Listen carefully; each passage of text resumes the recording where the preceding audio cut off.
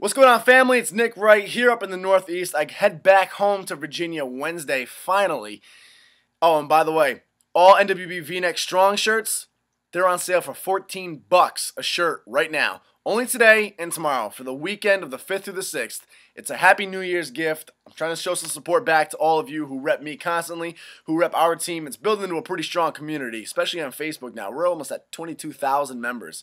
So that's for the weekend. Happy New Year's. $14 for a V-neck shirt. The link to get one is right in the info box. And yes, I ship to all countries.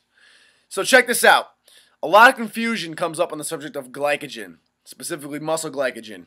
In other words, the form in which a carbohydrate adds to muscle ATP. There's obviously three forms of energy our muscles use. Creatine for quick explosive movements, fats for long endurance exercise, and then of course carbohydrates for all of our regular daily exercises in the form of muscle glycogen. But there's a lot of misunderstandings about glycogen. People think oftentimes that they can and will deplete all of the glycogen during a workout and overtrain, that if they are a little bit fasted, they'll also be depleted of muscle glycogen and won't have as much strength in the gym. And the biggest misconception of all is that when you go on a calorie deficit, when you go on a cut, you become weaker in the gym because your glycogen is depleted because of your calorie deficit.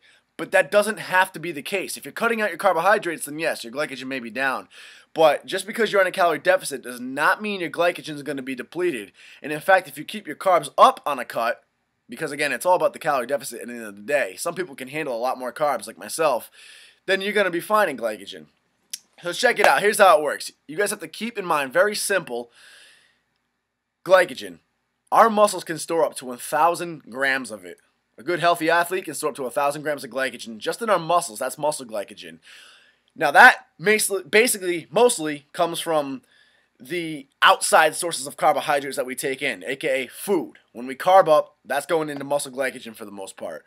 However, even when you're fasted, our liver is producing anywhere from 100 up to 400 grams of glycogen, and it's called endogenous glycogen. It's glycogen that we produce, aka glycogen we don't need to rely on taking in carbohydrates for.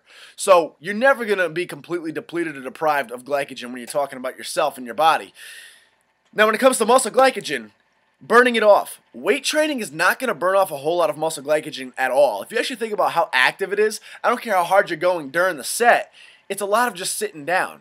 You lay back on a bench and you go hard for a few minutes, but that's not going to burn off a lot of glycogen. In fact, it was mathematically found that, say you do 100 sets in a workout, you've only burnt off roughly 100 grams of glycogen. Again, our muscles store up to 1,000. So weight training will never deplete you. Really, the only way to do that is if you were to train the same muscle multiple times in a day, and if you were to be fairly fasted on carbs beforehand. So most of you have nothing to worry about. Fatigue during pre-contest prep or during a cut, during a calorie deficit. Calories are energy. They are a form of energy. So they're actually a form of heat specifically. But anyway, it's energy being taken in versus energy out. Energy we take in through food versus the energy we burn day to day through activity. So if you're taking in less than you burn, clearly you're on a calorie deficit, aka you're cutting. Don't mind that furnace, it turns on once in a while. That's going to make you that's going to ultimately give you less energy, because clearly you're burning more energy than you're actually taking in. So yes, you will eventually start to fatigue, mostly in the form of strength in the gym. You may feel fine physically, you may have some energy, but you just won't feel quite as strong, and that's normal during a cut. But it's not from the carbohydrates, it's simply from the lack of calories. Now if you're cutting your carbs way down, then yes, you will feel that as well, because they are a form of energy. But again, most likely if you're cutting the carbs down, that's a huge chunk of calories you just took out. Remember, fat can be energy as well. So the key is really keep your carbs up. There's never a reason to go keto. Carb cycling is fairly useless as well. In fact, you really never have to drop carbohydrates. Some people need more or less, depending on their body type, for sure.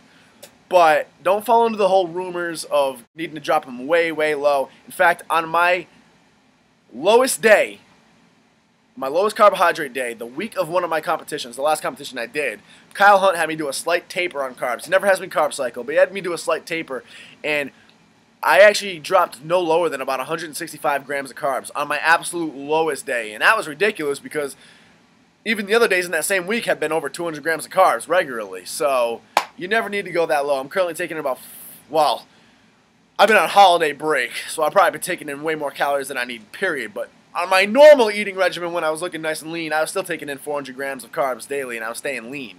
So, and that's what I'll be jumping back on once I'm done with the holidays here. So, I wanted to cover that up because there's a lot of talk about glycogen, and I think a lot of people aren't quite aware of how it actually works in the body. So again, the bottom line is you store a lot of glycogen naturally. It's called endogenous glycogen from the liver. And then you take in glycogen through food, which usually gets stored as muscle glycogen, which you can hold up to 1,000 grams of. I think the average is around 400 grams or so, but athletes can store up to 1,000 grams. So you're never going to be depleted on glycogen. Intense weight training sessions won't even deplete you on glycogen. You really don't have to worry about glycogen. And you don't have to worry about carbon up after a workout because of that fact that your weight training won't deplete it. That and the fact that the only essential macronutrient by definition is protein. It's the only one we actually need to live and survive on. In other words, you'd be miserable without carbohydrates, but you could actually physically live off without carbohydrates. You could not live without protein. So really, carbs are not necessary post-workout. You're not going to be depleted of them during a workout, and you don't have to cut them out in a cut. Muscle glycogen will always be stored and does not have to be depleted during a calorie deficit. Any questions? Drop them below. You have a question you want me to answer, like through typing, hit up the Nick Wright Bodybuilding Facebook page. And remember, guys, NWB Strong shirts, $14 in the link below, only for today and tomorrow. Love you, team.